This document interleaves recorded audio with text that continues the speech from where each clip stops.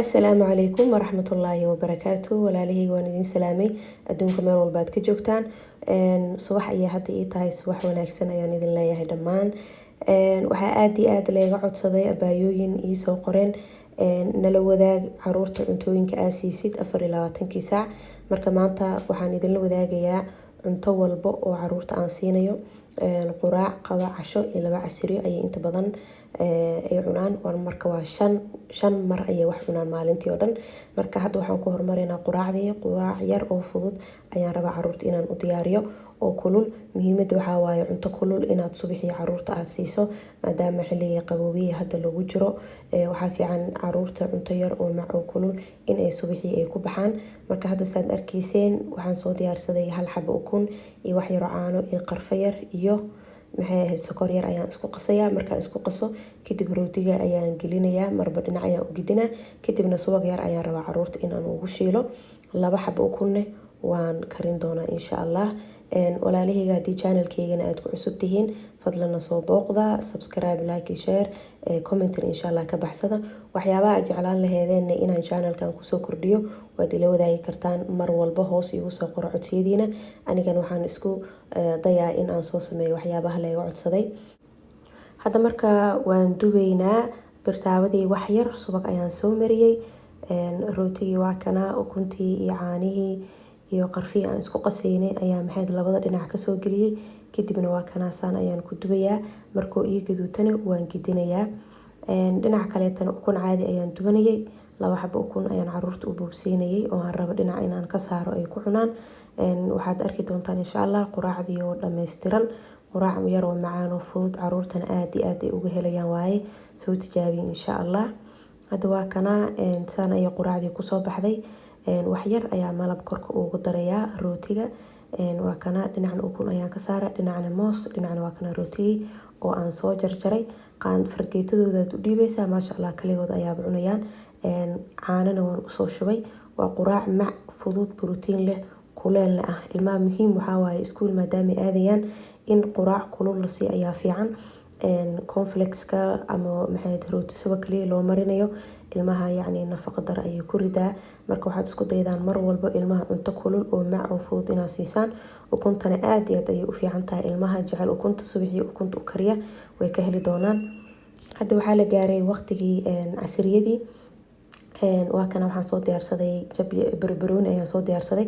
barbarooniga yacni subxaan allah lagama sheekeyn karo fitamiinada iyo nafaqada ay leedahay.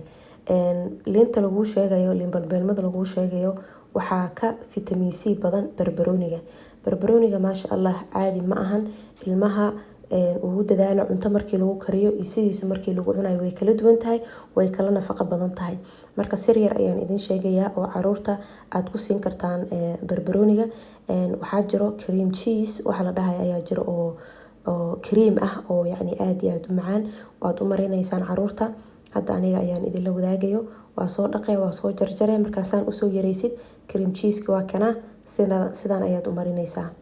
ilmihii maasha allah waxaan ku dhahay barbarooni walba aad siisid way kaa cunayaan. wiilkeyga yar bilaawgii wuu diiday, laakiin maalin walba saan jab yar aan u siinaya maasha allah hadda wuu la qabsaday.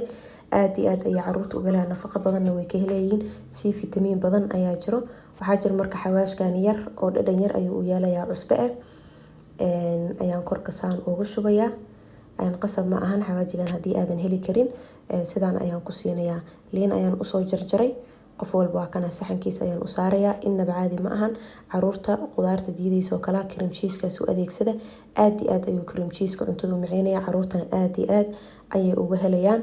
marka waa kana casriyadii sidaan ayay kusoo baxday. qadada inta la gaarin intan ayay kusii sugayaan. maasha allah hadda waatan ay riista wayba sugi la-dahay inta aan duubayay. aada iyo aad ayay u jecel yihiin. insha allah soo tijaabiya.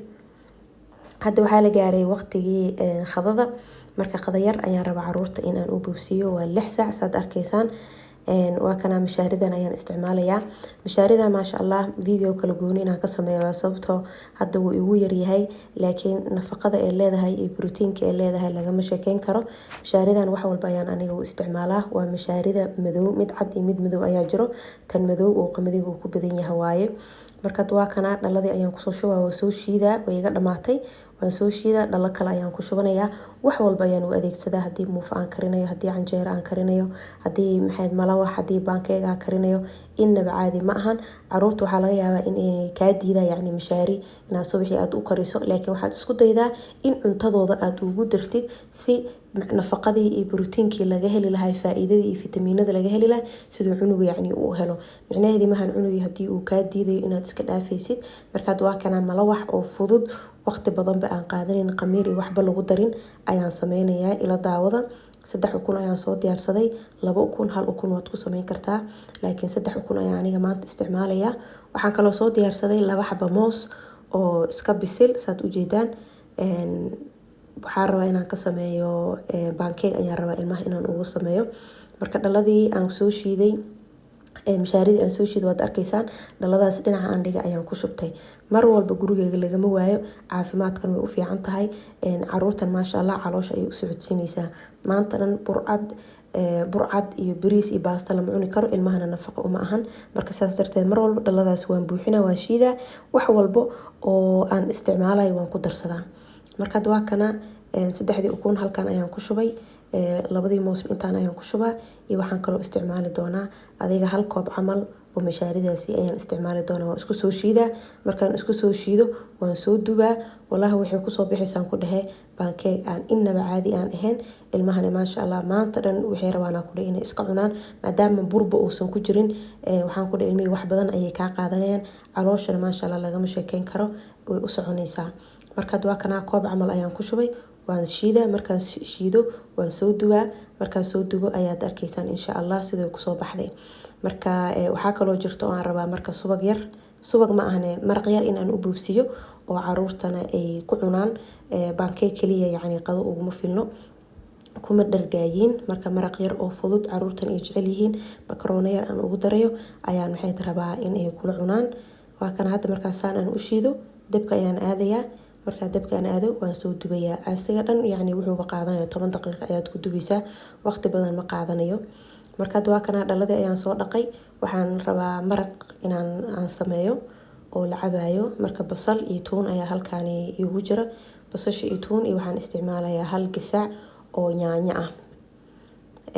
basasha iyo waxaan rabaa tuunta maraq maadaama yacni la cabayo ay yihiin, ilmahana ay cabayiin, in aan shiido ayaan jeclahay oo dabka yacni hal mar aan isla saaro. markay isla kartane waxaan ku dhahay basashii iyo wixii dhan maba dareemayino, maraq yar oo wuxuu noqonaa oo macaan.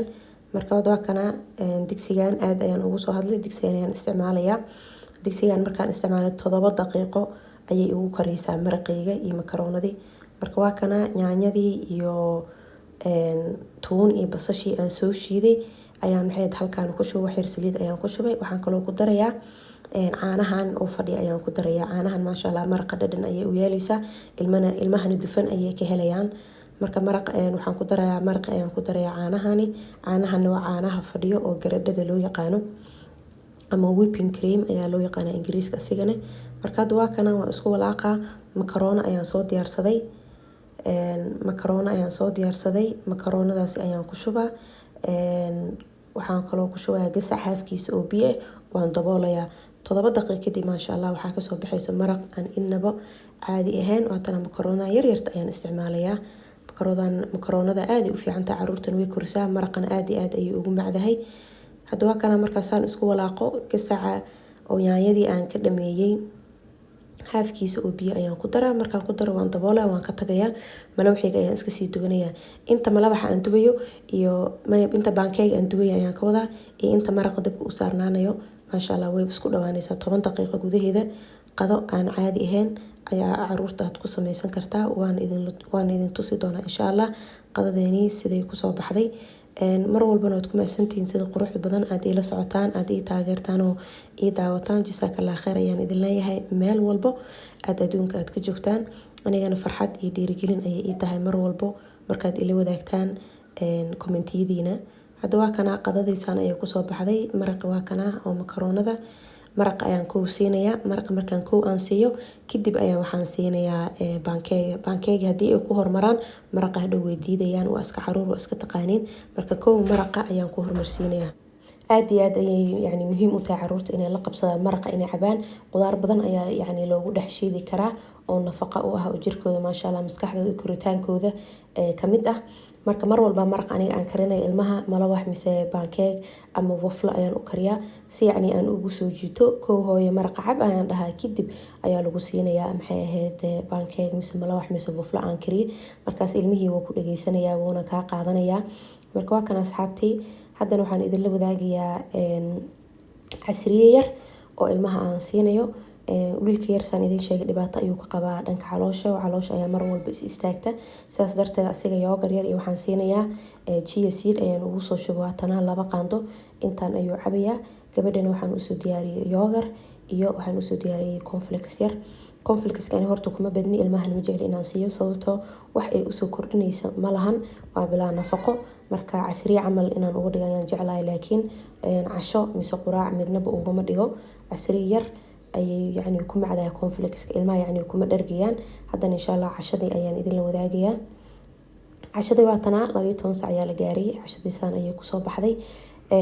cashadaana insha Allah YouTube channelkii wayba ku jirtaabo waaba soo geliyay YouTube channelkii ayaan soo geliyay cashadan anoo diyaarinayo 15 daqiiqo ayaan ku diyaariyay waa bariis iyo malaay iyo maraqnisa maadaama ilmaha aysan jecleen bariis qaleel in ay cunaan. marka insha Allah asxaabta idinkan inaad ka faa'iideysateen ayaan rajeynayaa. caruurtana mar walba waxaad ugu dadaashaan cuntooyinka nafaqada leh oo yani jirkooda u dhisayo maskaxdana u dhisayso taas ayaan idinkula dardaarmayaa. waxaan rajeynayaa inaad dhiirigelin iyo maxay fikrado aad ka heshaan dhanka cuntooyinka. wixii video kaleetan hoos waad igu soo qori kartaan codsiyaal ah. insha Allah khayr ayaan idin dhaafay asxaabteyda. assalaamu calaykum.